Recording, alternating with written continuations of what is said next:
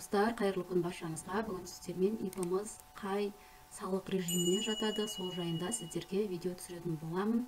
ЕГОВ порталына кіріп алатын боламыз. Осы жерде войти батырмасын басамыз.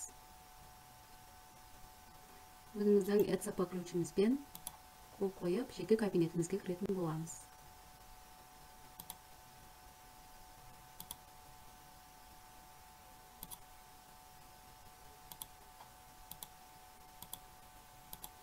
Паролін жазамыз. Открыть. Подписать. Жеке кабинетімізге кірдік. Енді осының ең астына түскен кезде мына жерде электронное лицензирование. Осыған басамыз.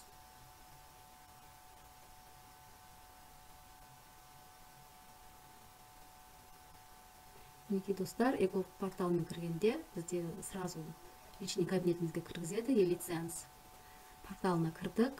Осы жерде личный кабинет. История заявления и получения услуг. Осыған кіреміз. Осы жерде уведомлениеге басамыз. Уведомление, енді осы жерде астына түсеміз. Астына түскен кезде принято в ГО. Осыған басамыз.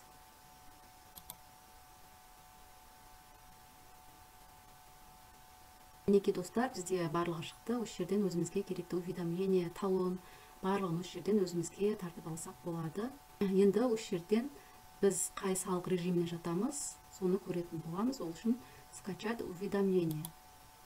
Осыны басамыз. Қай тілді алғымыз келеді? Мен қазақ тілін деймін. Осылай ашылады. Қай режимге жататын ИП-ның данныйларын бәрін осы жерден көруімізге болады. Өзімізге сақтап алу үшін мына жерде стрелканың суреті тұр, соны басып, өзіміздің папкамызға документ есебінде сақтап алсақ болады.